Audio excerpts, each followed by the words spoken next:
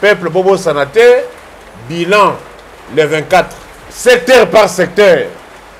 Tout avec chiffre à l'appui. Tout télémi, tout zongisima, ou bien tout avancé. Un bilan chiffré, les 24 janvier, plus de 100 produits et au bimba. Alimé Tango, ils ont mis 50 francs. Alimé, Moko 100 francs. Augmentation à combien? Omelette à 1000 francs. Congolais. Dans le Congo, il y a des pères et des mères. 102 millions de c'est-à-dire les Mouboutis et leurs enfants, la culture y a mis de côté. Ils apprennent le régime ici, caractérisé par des détournements, dépassement budgétaire. Peuvent-ils dire quoi aux Congolais, madame? Il y a beaucoup de non, il salaire naïté. Même si c'est $1, c'est ton salaire. Même si c'est $1000, c'est ton salaire. On n'avait pas posé la question pour savoir ce que ça est belé, bien ça est belé. On a juste posé la question de savoir quel est ton salaire. Un régime basé sur le mensonge. Est-ce qu'on peut continuer encore à croire déjà pareil, qui nie même les actes produits par eux, l'ordonnance présidentielle, Bazo Wanganango? Quel crédit doit-on encore accorder à des gens pareils? Regardez ça, la majorité de la Parlement. On a tout désacralisé. Et vous voulez me parler des gens pareils? L'article publié par Africa et cela est côté à l'Issa Lolenge Nini d'après Bango. Azaria Soukoué a participé à un financement quelconque pour la milice dans la Katiamboka, la République démocratique du Congo. Commentaire par rapport à Maïwana. Le dossier est encore au niveau administratif. Au niveau administratif, il peut y avoir à boire et à manger. Je ne dis pas que non, va financer qui. Je ne dis pas que non, va financer. D'après les indications à ma possession, je suis arrivé à la conclusion selon laquelle ce qui se passe aujourd'hui, le régime de Kinshasa est en complicité avec le régime de Kigali. À un problème militaire, une solution militaire. Botika Koko sa population. M23 il veut communiquer. Communiquer, c'est lui qui n'a pas papier. N'a saisi la machine. Le M23 peut entendre un seul son. C'est quel son? Kalachnikov. Soit Kalachnikov, beaucoup produire, babato, na babato, il y a communiquer. Madame, moi suis une boîte. Nul ne peut se prévaloir de sa propre turpitude. Vous vous croyez malin, plus que Kindolo. Vous pensez rouler tout le monde. Vous pensez tromper tout le monde. Non pas pour un temps, mais pour toujours. Et voilà, vous êtes rattrapés. Le peuple congolais, le peuple de Goma n'a pas marché contre le régime. Le peuple a juste marché pour la commune claire de comportement de la troupe EAC. Mais vous l'avez réprimé. Mais on attendait que répression ou non, brutalité ou non, sauvagerie ou non, voyoucratie ou non, boke ne koche lango na Ituri, boke ne koche lango na M23. Là où on vous attend que vous la brutale, wana bozo kene na ba big na papier. Mais là on ne vous attend pas dans la brutalité, c'est là où que vous exhibez le biceps.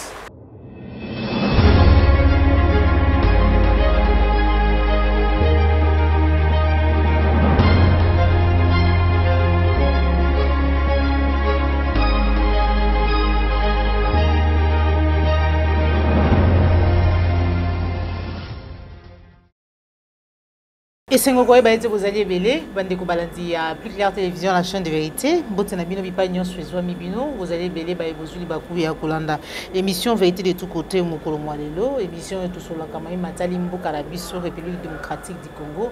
Voilà pourquoi mokolo mwalelo tozali nesengo ya koyamba pona bino, moko ya ba congolais ya ba panzisango bazali ko bunda pona changement. Bosomi pe mboka la biso na kombo ya Nico Faye, Otobengi, l'homme du rappel national, procureur général près les peuples congolais et le monaye de Tokosolamboka sur ce plateau. Sans plus tarder, la PC Maton Domini na Joël Gona gauche, chasseur d'image, zomi ma caméra. Merci na baignon sur Bozali Kolanda Biso, à Nengomba Kinshasa, na ba province pe na Ngambu ya diaspora. Moi na mboka Nico Faye, mbote na yo.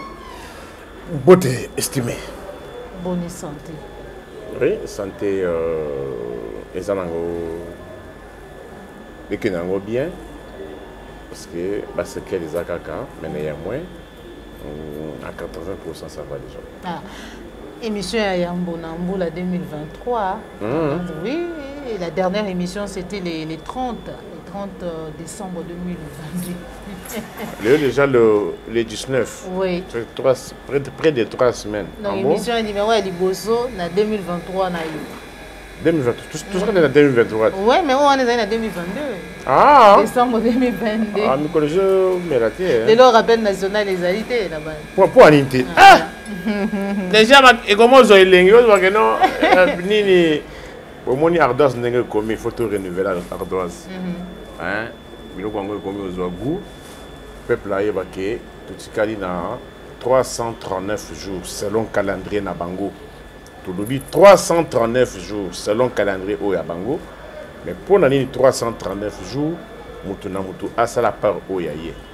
Il faut financer, il faut organiser, il faut organiser. Il y a mandat, il y a carrière. Il faut payer sa mission. Et pour ça, solo, il faut que le solo foute témoin. Maintenant, il y a un témoin. Quand un candidat indépendant, parti politique, n'argument politique. Église catholique, il y a un témoin. Centre carter, il y a un témoin. Et Radio Vatican, il y a un témoin. Au cardinal Ambongo, il y a un témoin. Seul le parti politique, le gouvernement politique et les candidats indépendants. Que l'importance, il y a PV. Le PV va permettre aux candidats qui se sentiraient vexés, lésés dans ses droits, à Zoyango, à Sangissa, à apporter en haut devant la Cour constitutionnelle pour asseoir ces allégations. D'ailleurs, en principe, sommes candidats sérieux à Tchèp, les témoins dans tous les bureaux de vote. Déjà, même avant Séni a publié le résultat au Yaye, un candidat sérieux peut déjà avoir au moins une idée sur Bava ou Assa Zouaki, même les partis politiques. Bobo Missasus peuple n'angaïté, dans le discours, il y a bois la pongé, il y a bébé, vérité des urnes, et on a volé ma victoire. Mais, conception, sur autres arènes, ceux qui n'ont pas ça, tu votes plus qu'ailleurs. Voix nanga muto Kinshasa, il y en a une voix un Congolais Oyo, Azala Basankusu. Voix na épée ya Kinoise, et il y a une voix Oyo Mutozo Katambila. Na Jokopunda. Nous sommes les Congo. Nous avons na 1146 jours. Banda Baloba na biso Covid. Nous avons na 636 jours. Banda Ndeko Michel a comment mon conseil gouvernement na Congo Kinshasa.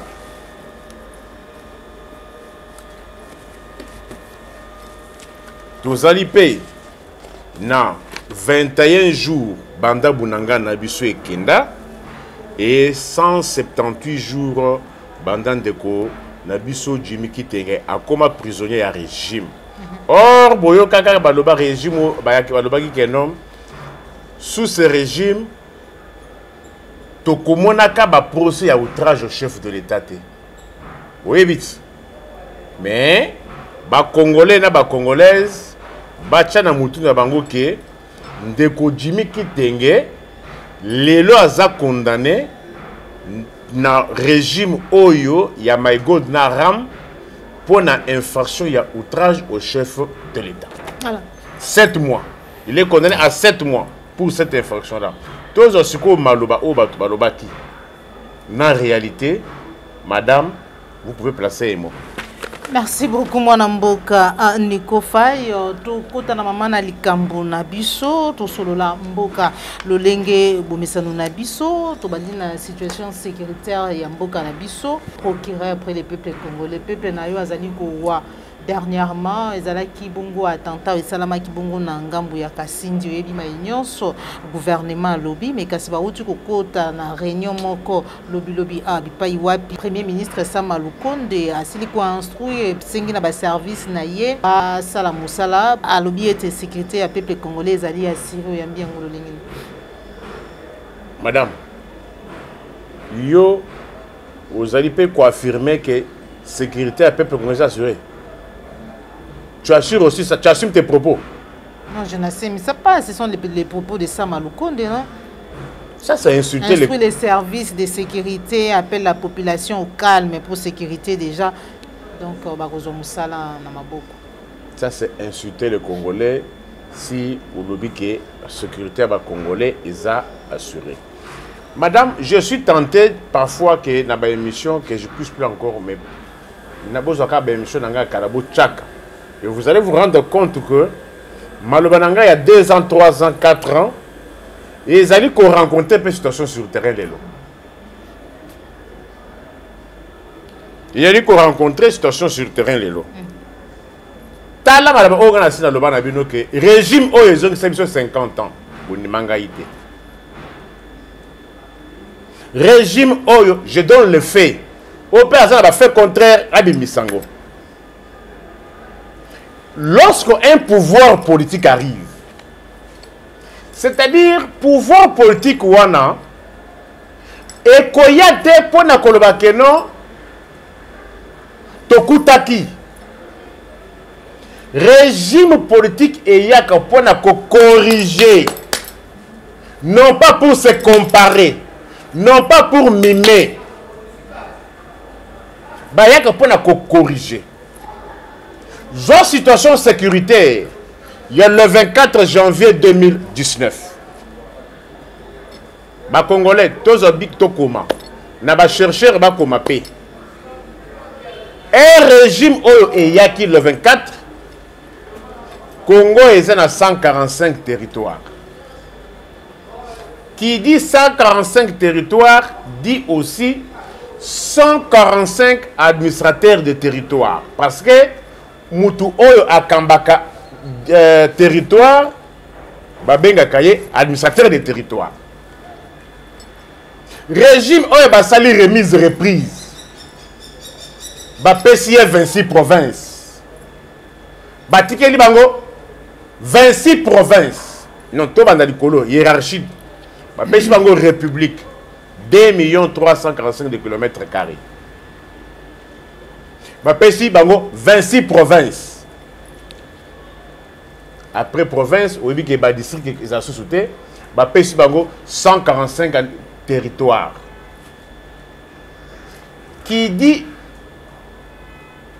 République, lui-même, Ndeko Antoine, Yemoko Abimi, président de la République, Balibi, Vandawana, Yomoko Zamboka. 26 provinces, Bakoutipe, province, Izalaki. Naba gouverneur de province.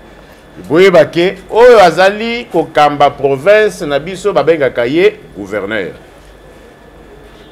Bokutaki, Bakouti, 26 gouverneurs. Lelo Oyo madame, Tozaki na 145 territoires, Tokomi na 145 administrateurs de territoires. Bapesi Bango 145 territoires, Bapesi Bango pe 145 administrateurs de territoires, ba travailler na Bango. Maman yo zali journaliste, Totu nana lelo, Tozali na République, président Azali. Tous appelés la primature, Premier ministre Azali. Tous à 26 provinces, tous à 26 gouverneurs, bien que intérim à Awa, ils ont une année 2 ans. Néanmoins, on contrôle ces provinces-là. Mais lelo oyo maman, yonanga. Ataba enquêteur, ataba inspecteur, autre qui IGF. Oui, bien que non. Il faisait inspection générale des finances. Mais est-ce qu'on dit que non? Tout appelle inspecteur territoriaux, inspecteur de territoire, la capé. On avait laissé 145 territoires. Bolo Banabiso, où sont les 145 administrateurs des territoires? Qui est l'administrateur des territoires nommé par ce régime qui pose les actes et ces actes-là produisent les effets dans sa juridiction? Je donne bien les territoires parce que madame, et monsieur Oyo Fobatwa Zabadik, boye baket na Congo, tozali na ba territoire et l'équipe Bamboka Mususu, na Munene, en termes de superficie. soit aussi par exemple le territoire ya Bafasende, le plus grand territoire ya Congo, et l'équipe pays ya Suisse na monene, et l'équipe Belgique na monene, et l'équipe Rwanda na monene, et l'équipe Burundi na monene. Territoire moko ya Congo Bafasende. Zopa territoire ya Ruchuru. Je suis en train de mettre les recettes, na ba superficie exacte nango, ngai na linga lokuta te. Parce que si on a PC, il faut bien vérifier, ils sont solo. Le territoire ya Congo, ce n'est pas comme le territoire, il y a la Suisse, il y a la Belgique. Nous avons des grands territoires. Moutouna Ezake, Baye Bisabiso Lelo, Pesa qui bango 145 territoires, na 145 administrateurs des territoires. Qui est l'administrateur des territoires? Il y a Ruchuru au hasard nommé par l'actuel régime, et Aza paix en place. A posé péba acte et bah acte on a payé pour produire bah effet. Voilà. Koyoka, président de la République, pour répondre à Moutouna, il y a une journaliste rwandaise qui est situation sécuritaire. Tambo Cannabis a répondu qui aujourd'hui les problèmes de l'insécurité dans les grands lacs s'appellent les Rwandais. Pourquoi toujours les Rwandais? Moi, Namboka Nikofaï d'après analyse parce qu'apparemment Rwanda Zali toujours chaque jour pointé du doigt malgré sanctions mais dénonciation et autres, il y a communauté internationale, au Bazali côté les Mela, Rwanda Bazali ko interdire hier, continuer à soutenir M23, mais Bazali ko persister. Qu'est-ce qui se passe au juste? Ngai, tous enfants moussou sur émission. Réponse interrogative. Rwanda o lelo que vous tenez pour responsable, Madame. Zoba émission nanga. Bien que toi tu n'as pas dit de me donner des réponses, mais néanmoins, soyez sincères. Je vous disais, Tozoa, toi qui es la diplomatie comparée, toi qui es la politique comparée, Rabano Tuna, Bina va Congolais, na Congolaise, Bukundi Magangaï, Mugona Okufa. Je vous disais ceci. Na contexte ya guerre, Ukraine na Russie. Est-ce que les Ukrainiens koki ko concevoir ndenge nini ba monaka Russie azali ko bombarder Ukraine azali ko bomba ba Ukrainien mais ba monaka Zelensky na mwasi na ye ko melaka masanga ko binaka ko langaka na Poutine na mwasi na ye. Madame la tuna bituna wana te? Otuna bien sûr. Nazo yano. Nazo yano. Na tuna. Nazo yano te. Dabi le loka ndenge Russie na Ukraine. Bomo naka Poutine na mwasi na ye.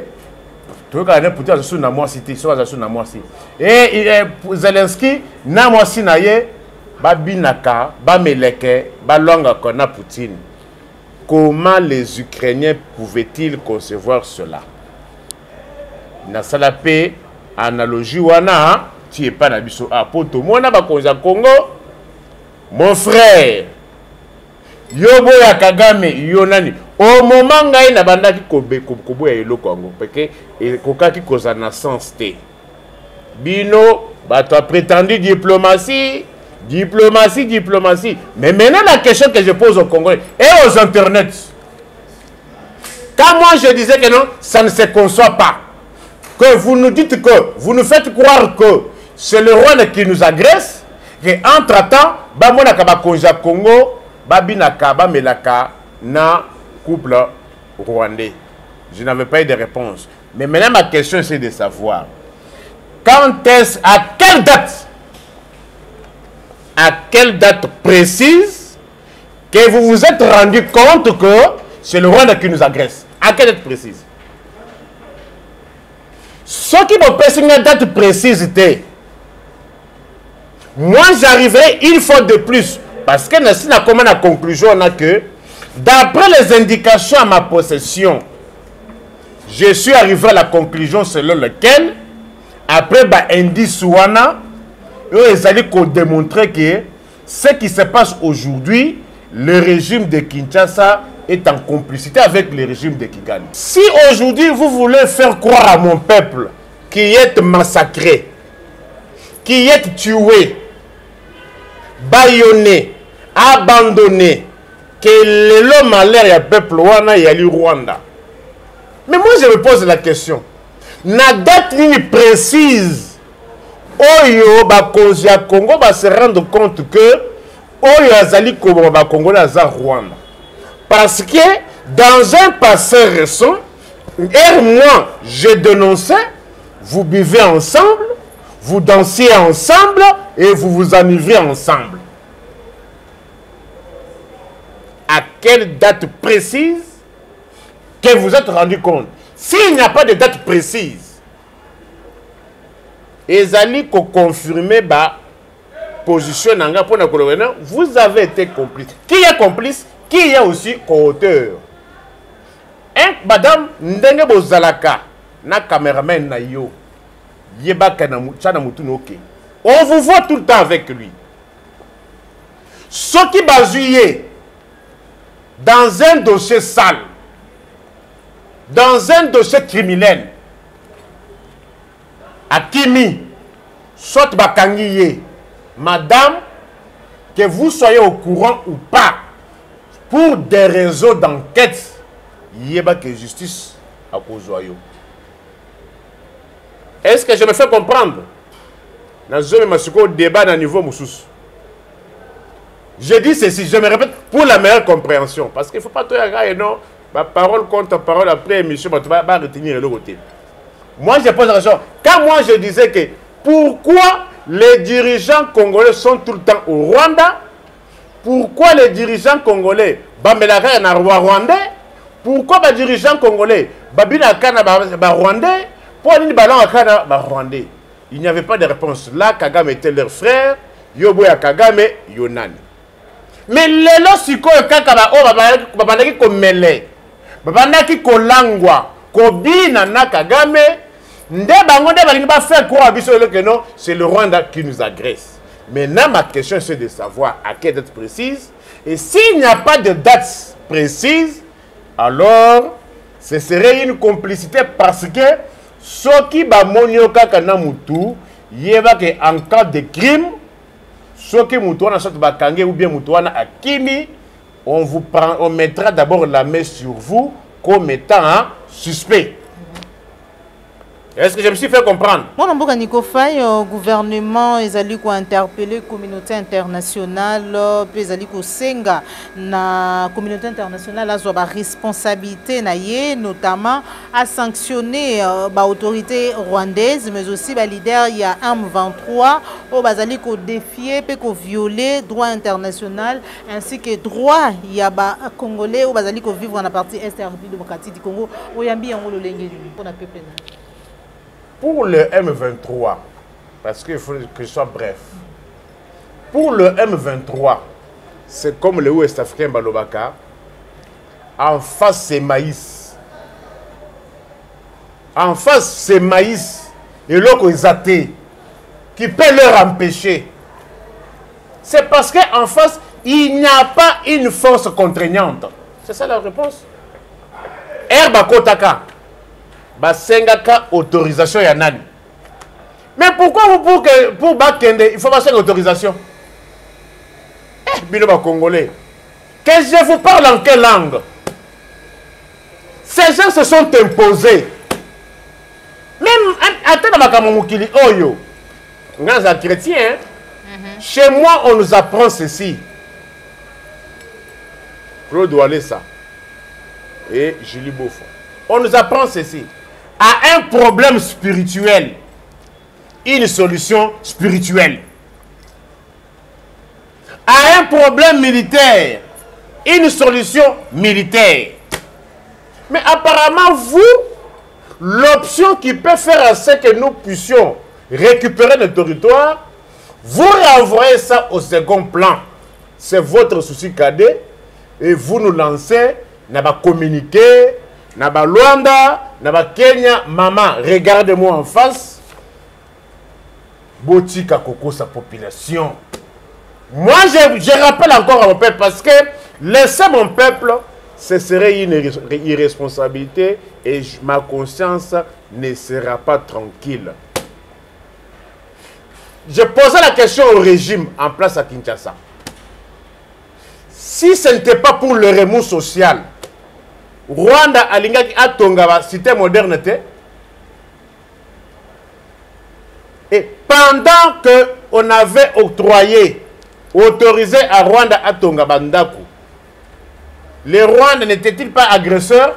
Madame, yoka mituna profondeur. Pes ba autorisé à Rwanda atonga la Congolais cité moderne wana. Azalaka agresseur ou pas? Mutuna. De deux.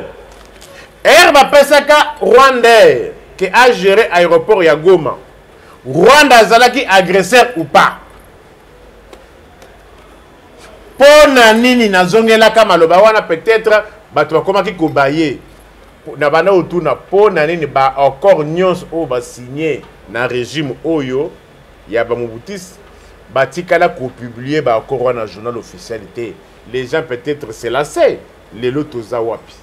Comment demander na M23 baye na manduki balobi kutu que non liboso na biso soto ngi toko bakisangani eloko ko presse biso ezate.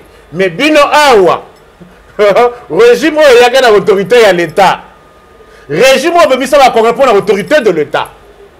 Yé azaka na ba papier na bik communiquer.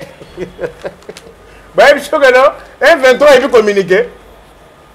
Communiquer ezali eza bik na papier na saisir la machine. M23 est bien go. Le M23 ne connaît pas les silos et les papiers. Le M23 peut entendre un seul son. C'est quel son? Kalachnikov. Sans Kalachnikov, beaucoup produire, babato na babato ya ba communiquer. M23, seul lingazo kishishi, azu kishishi. Seul lingazo ishisha, azu ishisha. Seul lingazo kibumba. Seul lingazo Kibuma na sina ziango bozo ata na zone 5% bozo ici. Article publié par Africa et cela est côté lisa lolenge nini d'après bango Azaria Sokubwe va participer qui na financement moko quelconque pour la milice moko na kati ya mboka na biso République démocratique du Congo les faits ezali nié parier pe azali ko senga ete un seul droit de réponse na mayo oyo bazali ko accuser mais quelque part bande musu balobi ete il y a pas de fumée sans fait commentaire na yo par rapport na maïwana na bato oyo bazali cité impliqué na matali agression tout pe ba massacre na batiweki na mboka na biso. Le dossier est encore au niveau administratif. Na niveau administratif, il peut y avoir à boire et à manger. Il faut biloko par rapport Rwanda, je le prends avec de longues fourchettes. Je ne dis pas que non, va financer qui. Je ne dis pas que non, va financer. Mais en tant que scientifique, de manière objective, connaissant comment les gens manipulent les choses au Congo, je me réserve, laissons les enquêtes se poursuivre et que je préférais que le dossier à Bongo, si peut y avoir, parce qu'il faudra aussi voir quelle est la justice compétente, qui pourrait peut-être être saisi ou bien se saisir de ce dossier-là. Mais j'ai suivi, même celui qui parlait, et m'était aussi parlé avec beaucoup de conditionnels. Hein? Bref, c'est encore dans l'état embryonnaire. Attendons, donnons du temps au temps, la vérité finira par se savoir. Ah, et assez. Population à Lubani qui a Kende parce que déjà basala qui déjà communiqué wana société civile ya nord qui vous peut sud qui vous bala qui était bakubengi ça peuple nanzela et déjà lobby communiqué bimi mukambi ya ville ya Goma boyi to peut interdire on zali manifestation contre EAC et kosuka kobo. Madame, moi suis une boîte. Chez nous nous disons Nemo Aouditou. Ça veut dire nul ne peut se prévaloir de sa propre turpitude. Vous vous croyez malin, plus que Kindolo. Vous pensez rouler tout le monde. Vous pensez tromper tout le monde. Non pas pour un temps, mais pour toujours. Et voilà, vous êtes rattrapé. La vérité réelle est que le M23 est malheureusement, on fait beaucoup plus la promotion du M23. On parle beaucoup plus de massacre au Nord Kivu. Tous en tendance à kobosa na peuple ngai oyo ya Ituri. Madame, tous en tendance à kobosa na ce qui se passe en Ituri. Mais les lots, situation sécuritaire na Ituri, kasi ngezawa. Hein? On semble minimiser cela. Les morts au Ituri. On parle plus sur M23. Mais les Congo, les Congo sont 2 300 km². Qui doit sécuriser les personnes et leurs biens? C'est le régime de Kinshasa. C'est le régime de Kinshasa. Et le Oyo, et régime Oyo, et il y a pour l'autorité à l'État. État de droit, démocratie, ba Congolais na ba Kinoise, bobo sanate. Babisa transco et Tumbama. Combien pour l'autorité de l'État, pour l'État de droit, pour la démocratie, Lelo Oyo, peuple Oyangai Yagoma lobby, trop c'est trop. To koufi belé. Oh, Monisco Aya, lorsqu'on a parlé que non, Monisco, qu'on entame le retrait progressif, le rassemblement de tristes mémoires, bah ça l'a communiqué. Pourquoi Lelo, bah comme il y a un retrait. Il y a Monusco. Au moment où le peuple congolais attendait que les troupes étrangères bazonga, le régime de Ram et de Maïgod, il y a Congolais état de siège. Madame, tu as combien la 40e état de siège? Prolongation, tu as combien la 40e? Quel résultat? Peuple Oyangaï. Comment le peuple Oyangaï va me colonioso? Et que la cabine de distraction, de bouffonnerie, moi, mort dans l'âme, je m'étais opposé à l'état de siège. Les lots, résultats, ils annulent. Parce que moi, ce qui compte pour moi, c'est le résultat. Voilà. Le régime, yombo.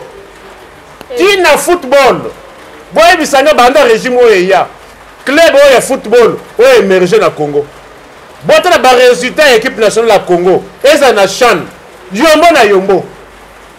Je vous donne le fait.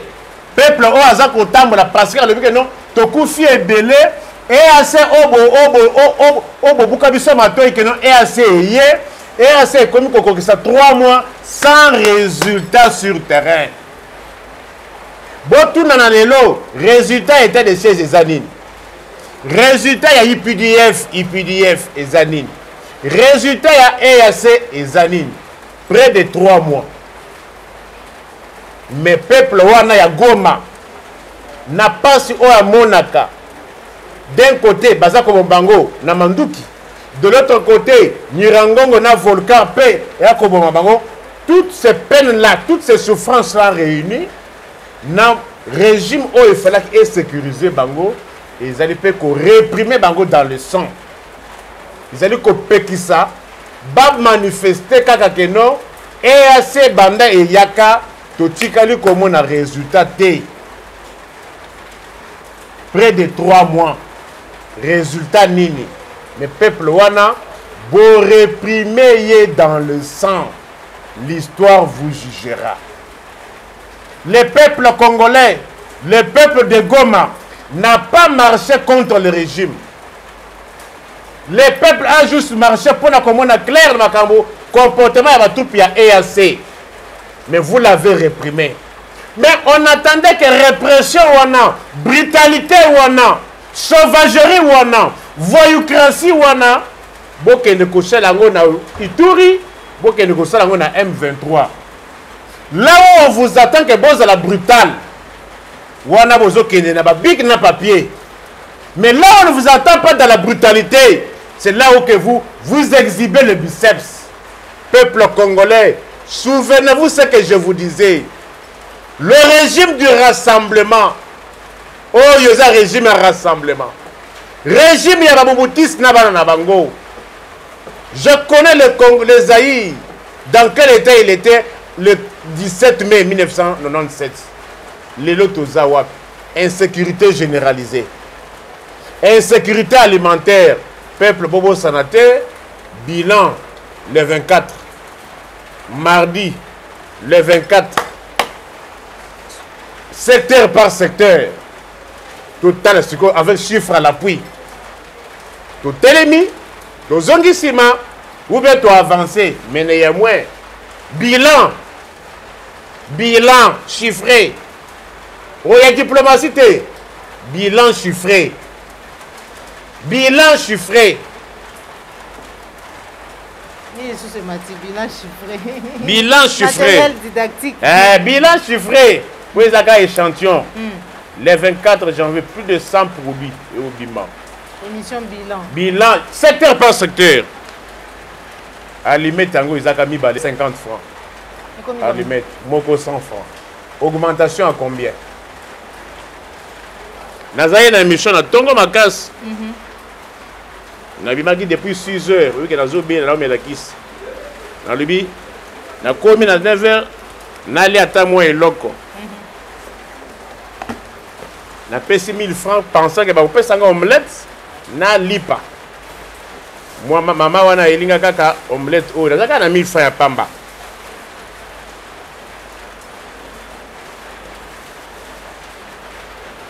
Omelette à 1000 francs. Congolais. Na Congo a des pères et des mères. Bon, omelette à 1000 francs. Na Congo a des pères et des mères. Émission bilan. Le 24. Bientôt, le 24. Merci beaucoup, Mboka Nikopa Faye, pour l'invitation. Moutouna Nangezalaki par rapport à l'aménagement et au cabinet à président de la République.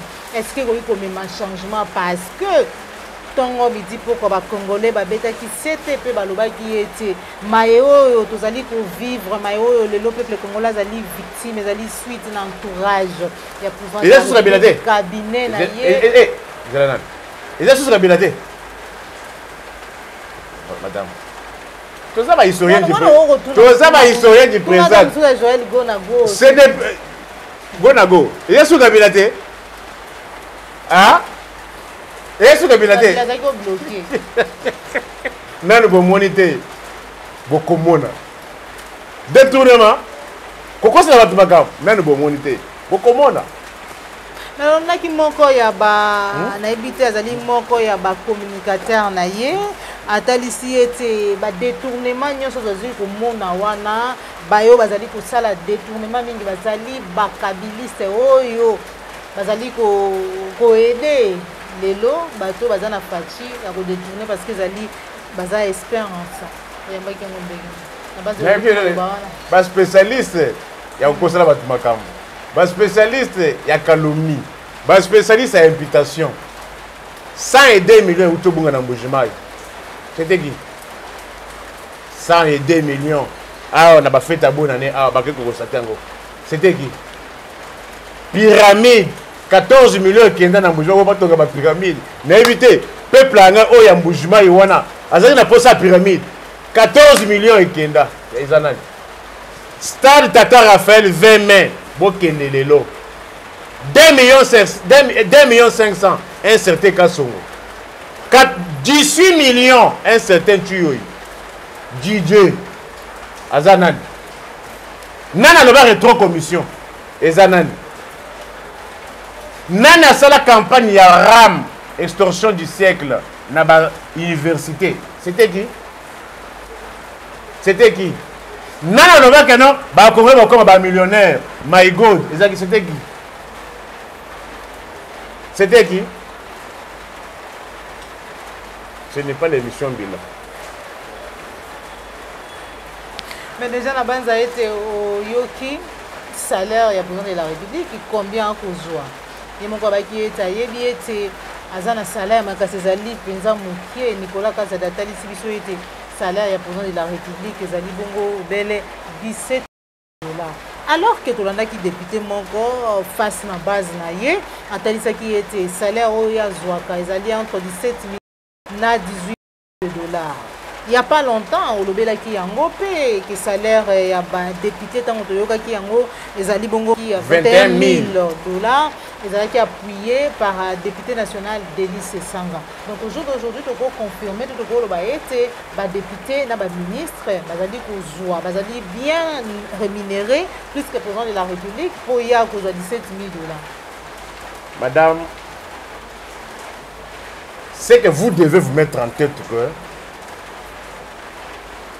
les Mobutistes et leurs enfants, batikala ko jana culture yamibe côté, ils apprennent.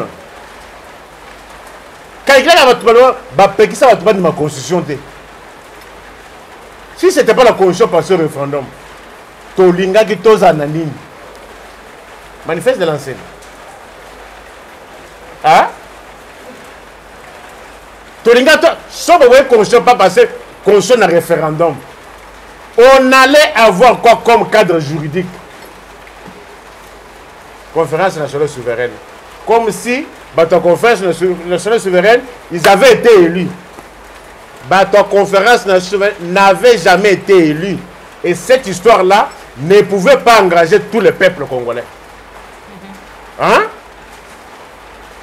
Madame, le régime ici, caractérisé par des détournements, dépassement budgétaire, peuvent-ils dire quoi aux Congolais, madame?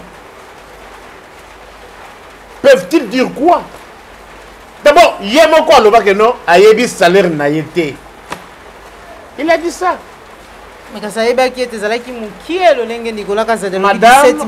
Madame, tu parles à un juriste administrativiste.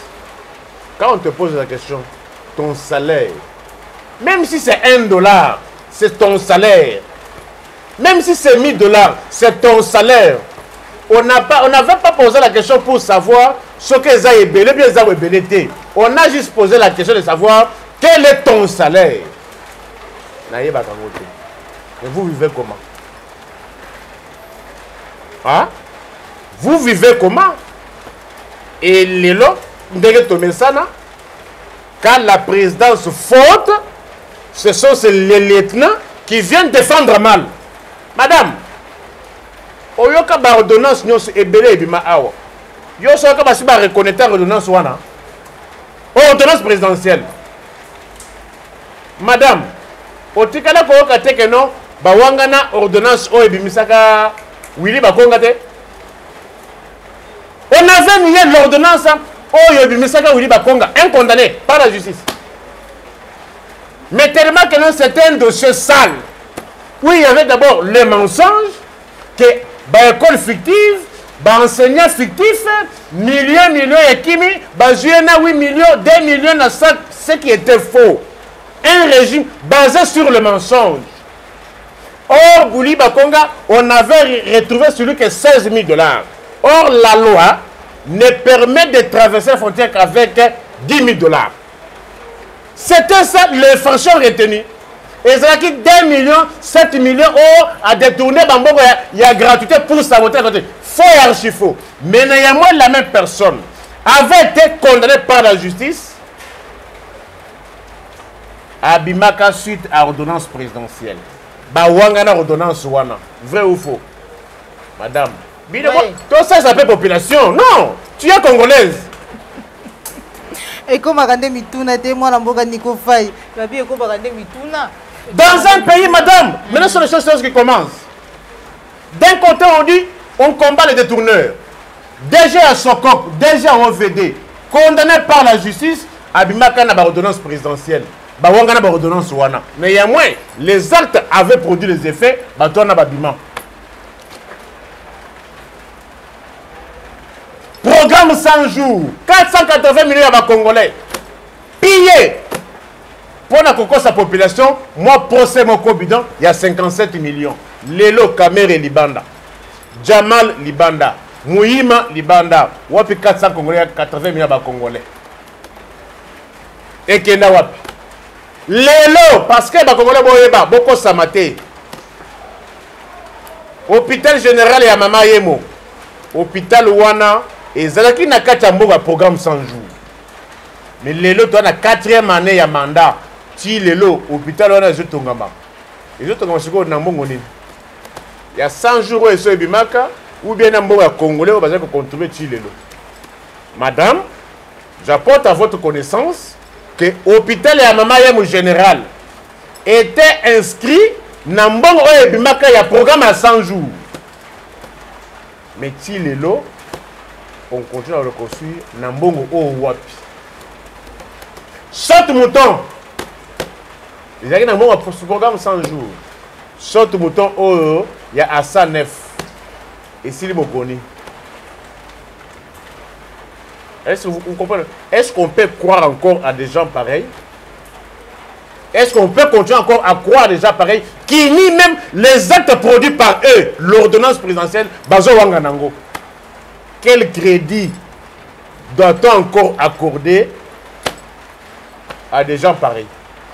Bokwani awa, Nambujimaï, Bakeko inauguré, Mabele, route Kalamambu Jouana, et Zala à Mabele, milieu et bimi, hein.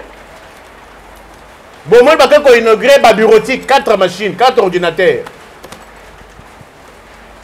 La bureautique. Bureautique, elle est super, on a un document qui est saisi,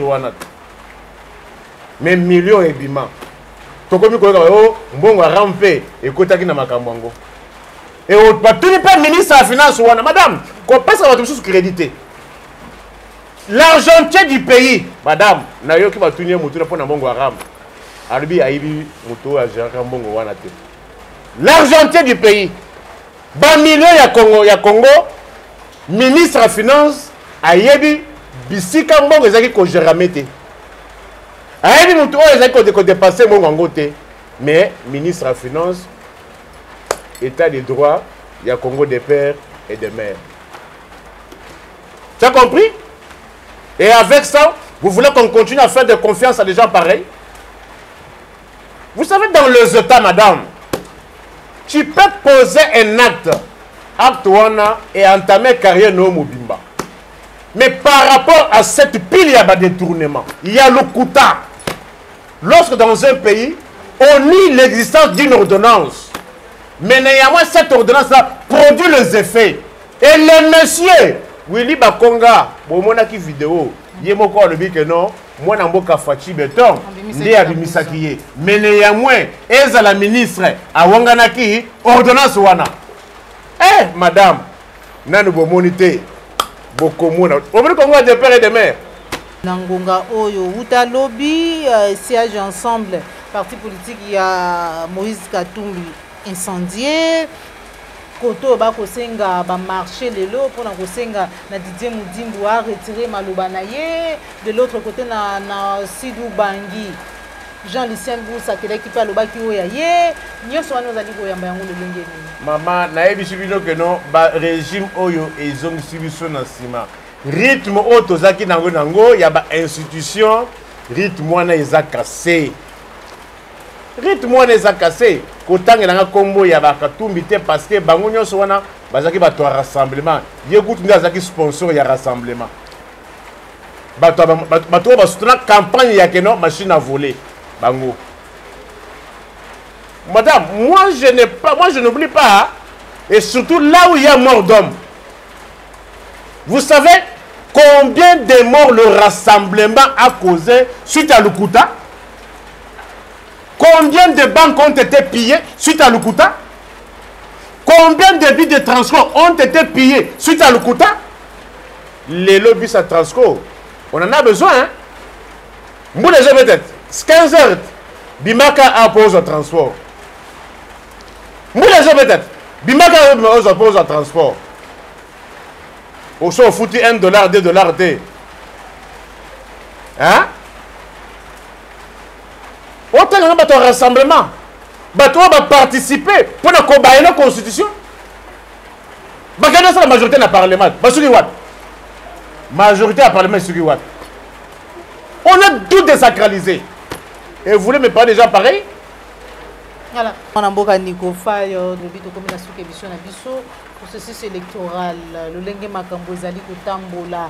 Oyebi belé ya bayo bazali okende kozwa carte d'électeur mais bazali koloba na banza yetu yo qui déjà oyayo comment est-ce que vous allez lecture nous allez ko sala face na makambo nyonso est-ce que vraiment maponomi oyo ba congolais ba bazali ko estimer de sengeli to kende ko sala maponomi moko crédible o bana Congo ba ko compter pe ko espérer te zo ki ba kina irne ba voter Nico Faye ba voter Joël Gonago ba voter Mutu Songolo Pakala akobima vraiment volonté ya peuple ko sala respecter au moins cette fois à la ligne où vont les choses. Ça, c'est une autre paire de manches, une autre étape. La question que nous devons d'abord nous poser avant que Ponanga, parce que nous sommes candidats, Moudjahidine du peuple, je serai candidat. Avant, comme on a point, la question que nous devons, est-ce qu'il y a la volonté d'organiser les élections dans le délai? Est-ce qu'il y a la volonté? Wana mutuna wana okoloba na processus oyo ezali kotambola bien. Où les choses sont tout claires. Ba machine eza ebele na ba centre. Ba délai pesa raisonnable. Qualité pe ya nini eza bien. Ba tubake ba s'enrôler. Ndenge ba message 2006, 2011 na 2018 que na processus oyo budget à 6 milliards. Et foutu Baranjan a saigné durant 3 mois. Budget à 6 milliards. Budget à 6 milliards. Et sombi ba machine ebele, moyenne ya machine. Parce que les lots, parce que pour la première fois. Si vous avez pour la première fois. Oh, madame, tu as été électrice. Tous les cas, exemple récent. Tous les ngoimulu ndana malumalute. Tous les Corneille Nanga. Oh, le côté tamulaka awa. Est-ce que Jean-Pierre Bemba, à côté de ce Congolais, parce que les photos rappellent Rabet. Jean-Pierre Bemba, à quel point la s'enrôler à 6 minutes. Na tué da Corneille Nanga. Na machine au babaka qui a volé. Madame, ba Congolais. Na tout ba machine au bake kolokotalo na Chine oyo. Ba tout ba machine au ba sombi par tonne na par conteneur. Est-ce que tokoki ko comparer tout ba machine oyo na ba machine oyo bemba benga ka a volé à tricher à 56 minutes. Lelo ba quinois ba Congolais pour na ko s'enrôler. Ba okende boye moyenne ya machine. Lelo moyenne ya machine na ba centre. Une machine n'andambu. Parce que l'élo n'a régime à des pères et des mères. N'a budget pour la première fois à 16 milliards. Centre, mon côté, il y a 5 machines et ça là. Ce que vous avez vu, centre, n'a régime à des pères et des mères. Oui, il y a 5 machines. Et ça peut que ça là au même moment. Et ça n'a comme à centre Wana. Et ça adresse la physique à centre Wana. Les lots, bah, Congolais, c'est pour créer que vous parle. Ils ont une machine moko et qu'on fait durant 4 heures. Bah, il faut enrôler 12 personnes à Poko. Ils ont un centre 2 machines. Ce qu'on coûte dans le centre 3 machines. Il y a que non, moko ils ont salaté. Ce qui boébi, na régime où il y a des pères et des mères. Na régime où il y a 16 milliards. Pour la première fois, budget Mati. Ce qu'on a centre moko, où ils ont 5 machines, ils ont ça au même moment. Maman gaina yo, to kabwani. Est-ce qu'on dit que non? Bah tu vas produire un livre contre machine à voler.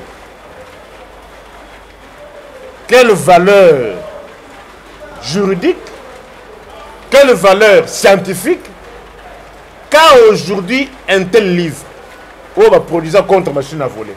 Contre machine à voter. Madame, quelle valeur scientifique, quelle valeur juridique, oh, tokoki kopesa lelo, na ba livre, oh, ba comment contre la machine à voter. Voilà. Merci beaucoup, mon amboka Nico Faye, on est de tous les tournants dans l'émission de Biso ya Mokolo Mwalelo. Mitune zala kibongo ya biso bi na mwana mboka Nico Faye mekasi ya mbotoka bonana ye tozongisa malobe pai na ye mwana mboka Nico Faye nini baye ba balandi Mokolo Mwalelo ba ko retenir en rapport na émission na biso. Ba Congolais na ba Congolaises, les pays traversent des moments de turbulence dont vous n'avez pas l'idée.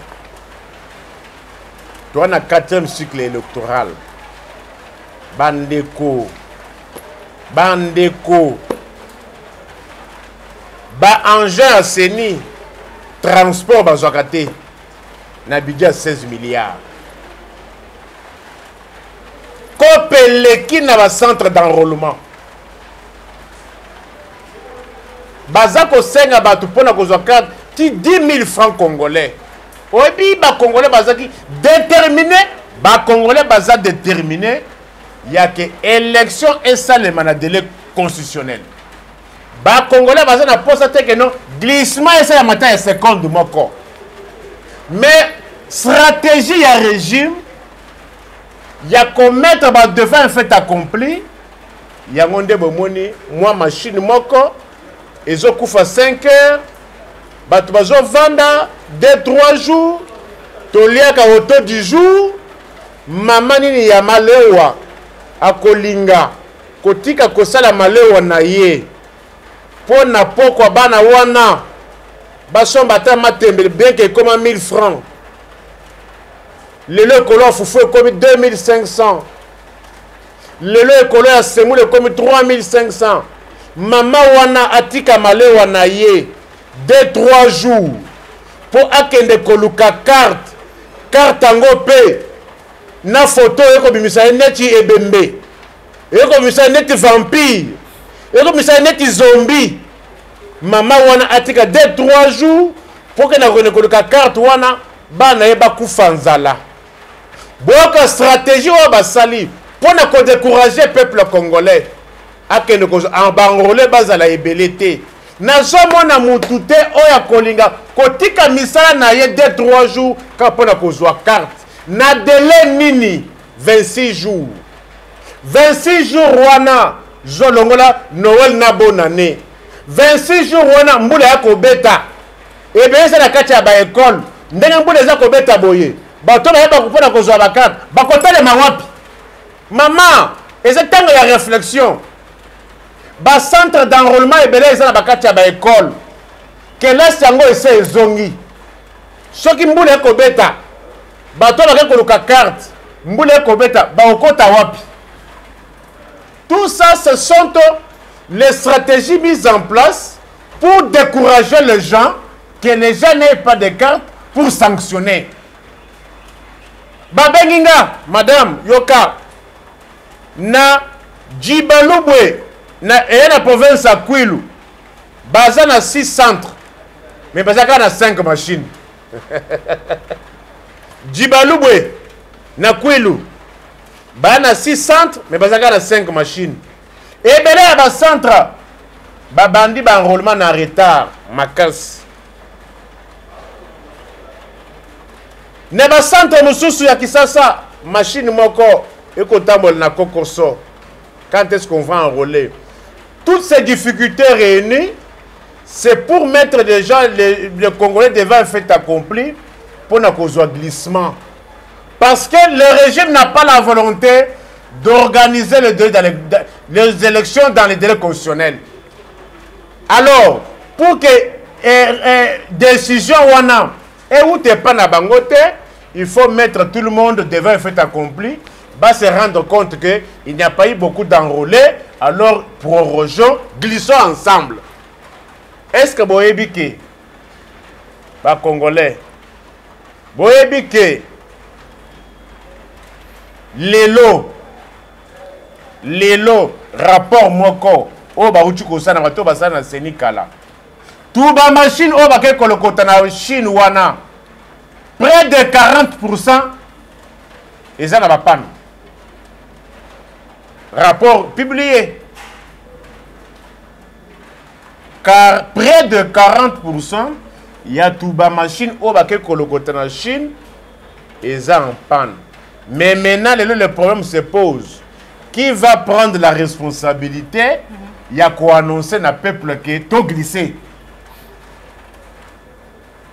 Boyoki, ba Congolais, ceux qui vont glisser. Hey. Na dollar il y a 220 oyo. Bokeba. Na papier mouchard comme 500. Ba Congolais. Matondo mingi mwana mboka nikofa ya matondo ba nyonso bolanda ki biso mukolo mwalelo tokutani bongo bala sima soki kola ba biso pona ba ba kolinga kozwa biso bobo sanate le 24 janvier mardi prochain émission bilan 5 ans et bilan il y a régime secteur par secteur tous un secteur et transport au billet kiti mais tout qui est de côté là Congo Airways et comme Congo Air peut-être. Tout qui est de côté là, esprit babisa esprit de vie et ils wapi.